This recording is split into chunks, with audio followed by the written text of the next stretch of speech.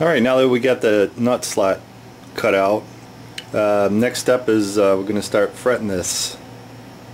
And I've got some fret wire here. It's number 148 wire from Stuart McDonald, and as you can see it's pretty straight. So we don't want to put it on the fretboard straight. You actually want to have a little bit of a radius to it. Actually want a radius a little bit more than the radius of the fretboard. Makes it go in a little bit easier. You can see I've radiused this one, and it's actually just a little bit, got a little bit more of a radius to it than the fretboard does. So the way I do that, I've got this, it's called a fret bender, and I'll show you. We'll do this piece of wire right here. So this is the machine right here. Basically you put the wire in with the tang up, and there's a slot in this top wheel that'll pull it through. This wheel over here is adjustable. It's got a cam on it. So it's just kind of a trial and error with that smaller piece of wire. And then you just kind of crank it through. And you can see it's got a bend to it. Next step is to cut the wire. So I'll just put it on here, and I leave just a little bit, leave it a little bit long.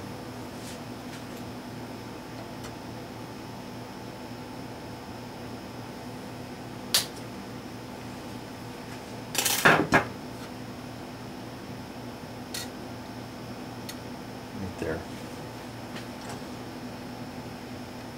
And then I've got this block. I got it numbered 1, 2, all the way up to 20. So I'll just store them, put the fret wire in there.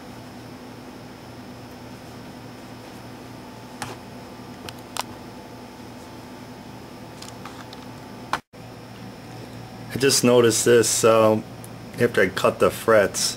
There's a very small chip down here right at the first fret. I'm going to try fixing that before I start fretting it. So I've got this thin piece of steel. I put some wax paper on that, and I just sanded up some ebony dust using some you know, the trim that came off the actual fingerboard when I cut it. So I got a little ebony dust. So what I'm going to do is kind of move this, use this as a dam. We'll just kind of slide this up in position here, and then I'm going to pack in the ebony dust and just put a small drop of super glue on there. Tough thing about this chip is it's right at the edge of the fretboard. So I get a feeling it's going to be a lot hard to fill because it's going to want to fall. But let's see what we can do here. Put some sawdust there and try and work it in over here.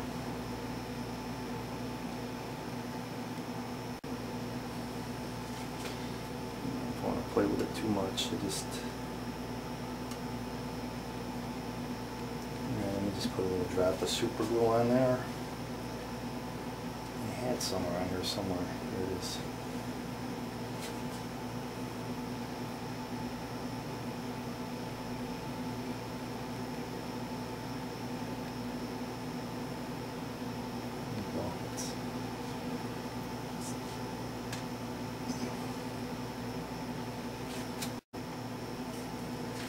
Okay, I'll just hit it with a quick shot of accelerator here.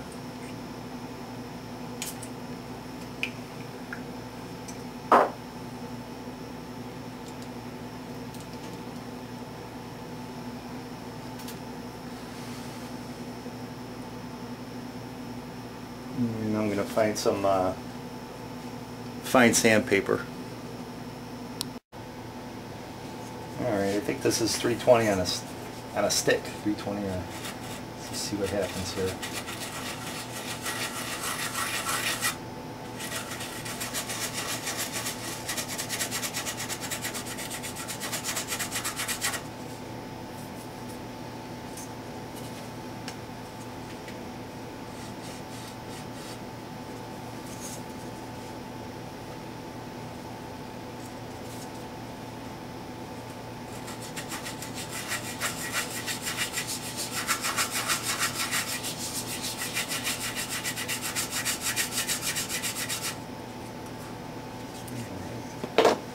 try some of the fine steel wool here, the fake steel wool.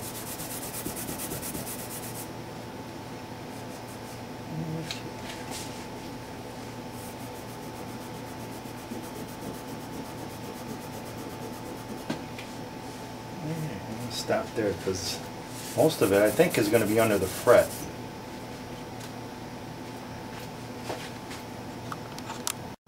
Right there it is. I think it came out pretty good. It was on the first fret there. So you can't even see where the chip was. So yeah, little things like this, you know, they kind of pop up and delay in. I'm not sure if I caused that when I was cutting those, cutting all these frets out, because the one that I put here kind of did the tangs laid down in the groove, which I didn't want it starting to go into the groove yet, and I think when I picked it up it kind of got caught on the end here and chipped it out. But no harm, no foul. Well, that fix came out good, but here's something I learned. I used some of the self-stick sandpaper to make that sawdust that I used to fill here. What I noticed is you can see some just bright sparkly pieces of the abrasive off the sandpaper.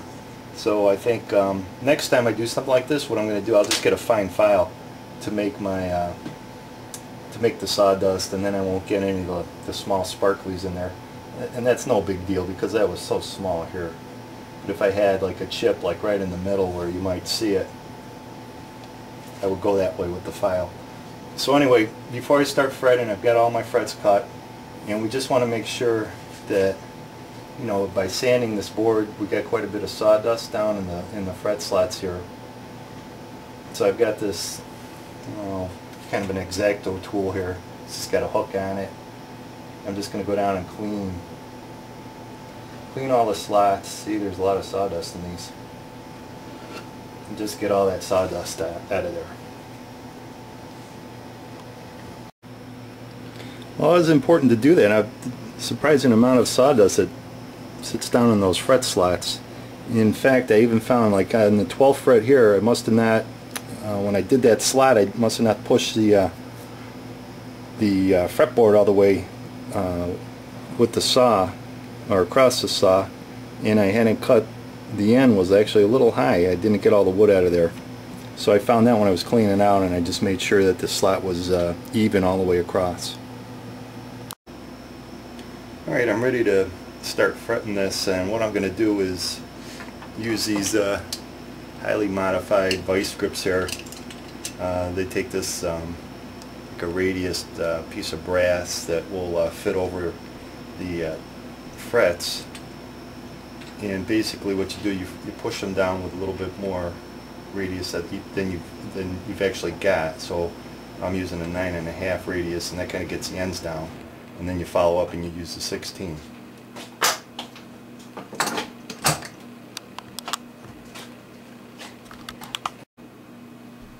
So basically what I do is take the fret, this is the second fret, and I just I get the tangent using the hammer here, just on the one end lightly. Get that down.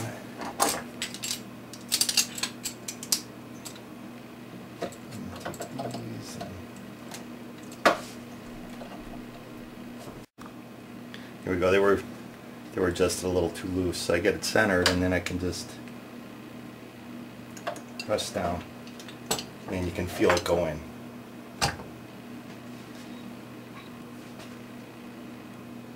That's basically all I'm going to do on all of these. I think I'll put them in as far as I can get up until I start getting interfered with the heel block back here. I can only go back so far. I'll have to hammer these in. And then I'll follow up with a 16-inch radius.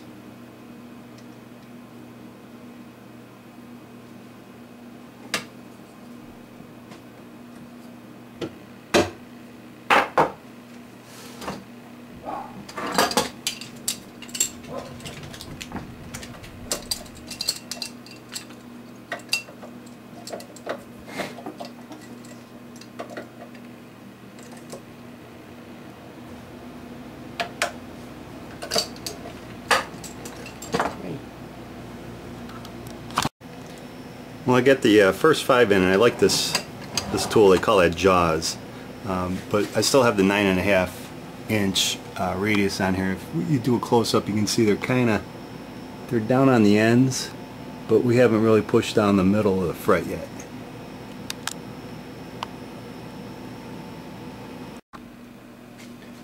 Alright, with these vice grips I got down, you can only get down to about the 12th fret before you start running it to the heel. These last frets I just hammered in, you know, using the traditional method. So now I've got like a fairly thick piece of metal here that's going to be my backer block, and I'm just going to basically put it into the guitar and just kind of hold it inside below where I'm hammering, just to give me some support.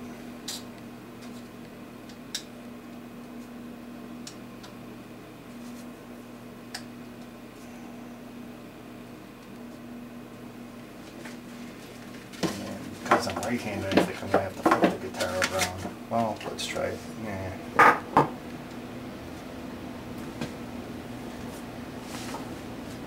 I have to hold this with my left.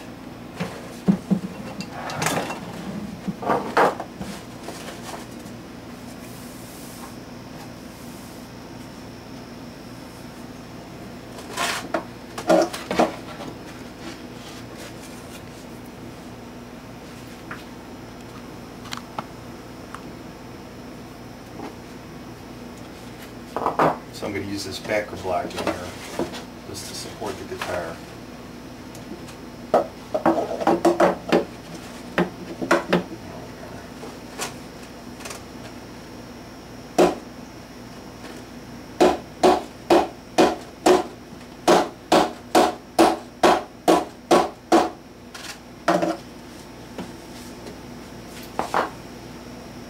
Yeah, that works good. The fret's down nice.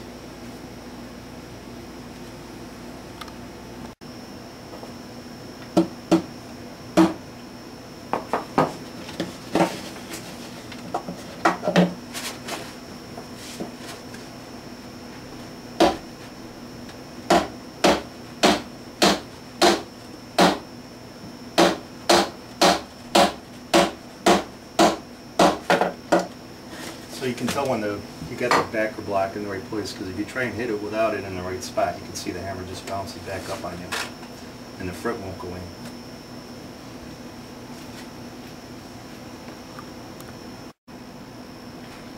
Alright, I get these upper frets all down and seated, using just the hammer, traditional method of fretting.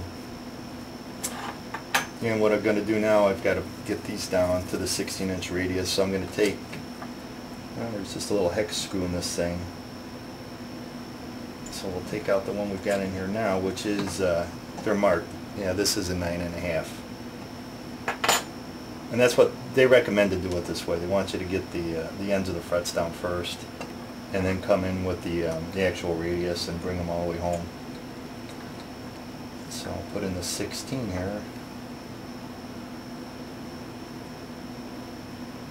Tighten that up,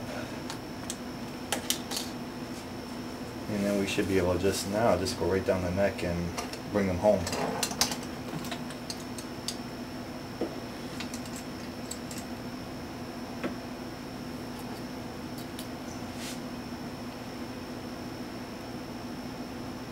Gotta be a little tighter here. Okay.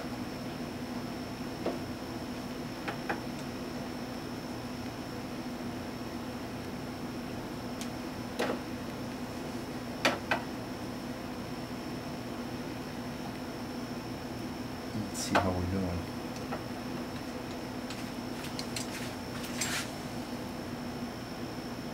That looks pretty good. I'll just go down the rest of the board with this. And you don't have to kill them tight. You just put enough pressure, you can feel it go in. So it's not like a vice grip where you go all the way to your, you could lock these, but I put them so that I can just squeeze it without it locking.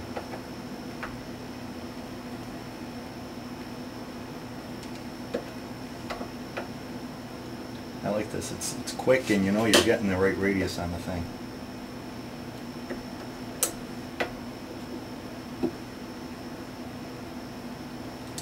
Because I don't think I've been down here more than a total of maybe 20 minutes fretting this thing.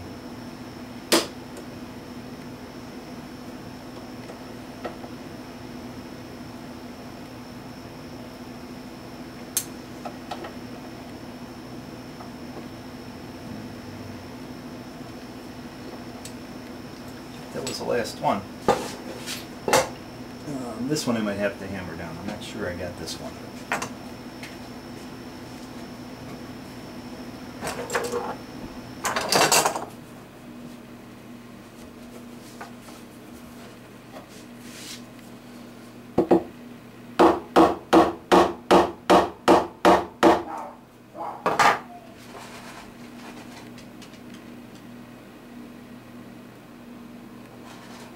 That looks pretty good. Try and do a close-up here. This is from the, looking down on them, the top.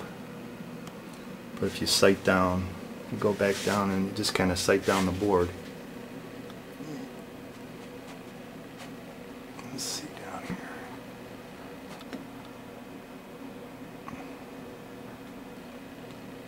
See, they look pretty good.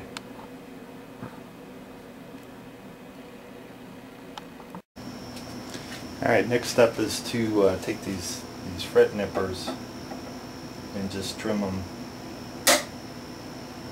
close to the fretboard here.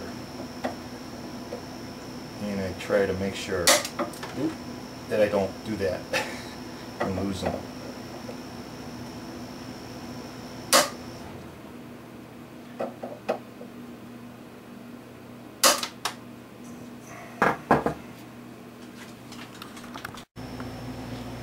Alright, we got all the ends trimmed with those end nippers, and here's all the little nip clippings that came off that I made sure I got. If I lost one and it sounded like it was on the bench, I made sure I looked for it until I found it. There was a few that hit the floor, and I'm not going to worry about those because I sweep the floor and vacuum it. But I just want to make sure they're nowhere on my workbench, because those things are sharp. Alright, now that I got all the fret ends cut close as I can with those nippers, I'm going to file them to be even with the edge of the fingerboard. And I've got this file. One side gives me 90 degrees, and that's the first side I'm going to use. So we'll get the frets in line with the fingerboard, and then the other side is like around a 45-degree angle, I think. And we'll put a bevel. We'll file a bevel onto the fret ends. So I've got to be careful up above the above the body here. So I've got an extra piece of cardboard here. I'm just going to go real lightly. Just keep doing that till I get them down.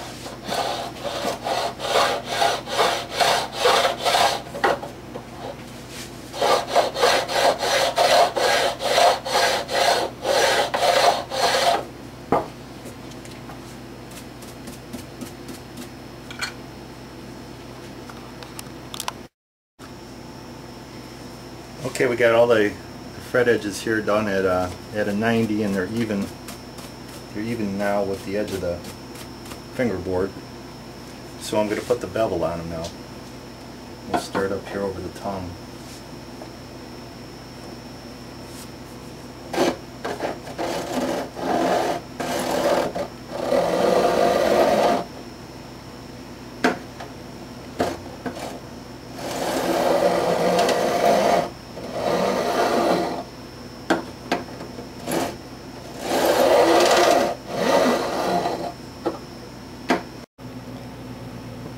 here's the frets filed and beveled. See the ends here.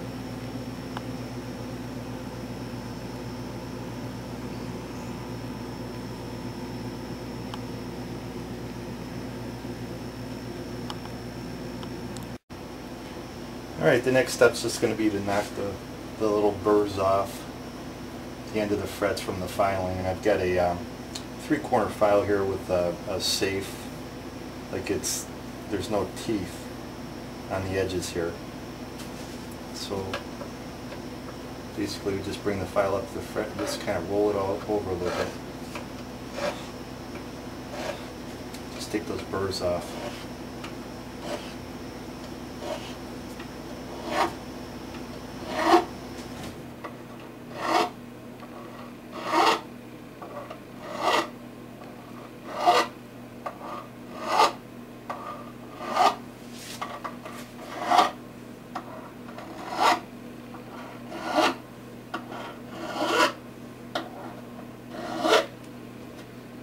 Get the other side coming back.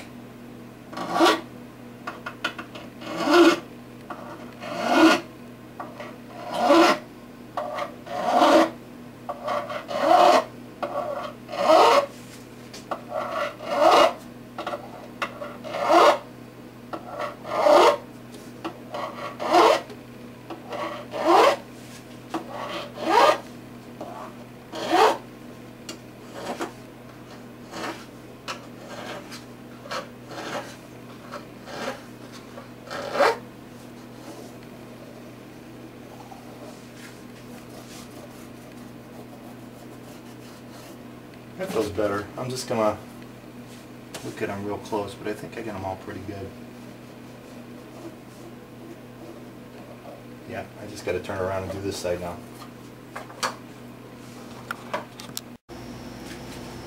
Alright, the last step of this preliminary fret job is I'm just going to hit it with the steel wool, this synthetic steel wool that I've got. Eventually, this is just so we can initially string it up, kind of try it out in the white, just kind of see how it sounds.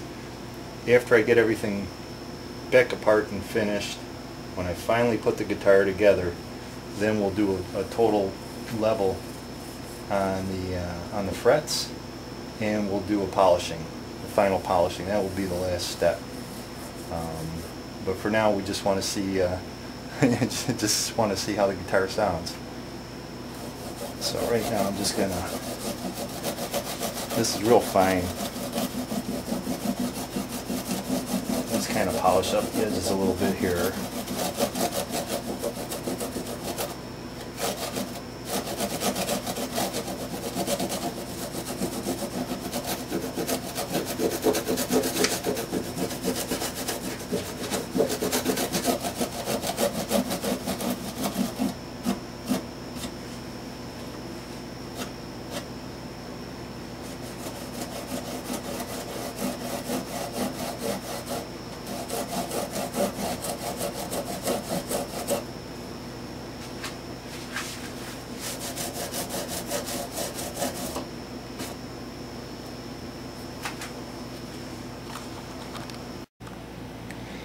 Well, the initial frets are done.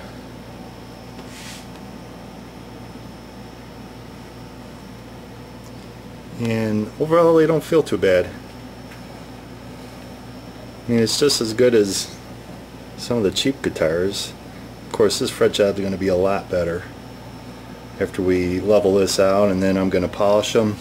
I'm going to take them to Micro Mesh 12,000. They'll be shiny and smooth. They'll just be incredible. So we're getting very close. We've got it fretted now. That's a big step. Next thing we've got to do is make a nut, and we'll put the bridge back on and make a saddle for the bridge, put the tuners on and string it up and see how this bad boy sounds.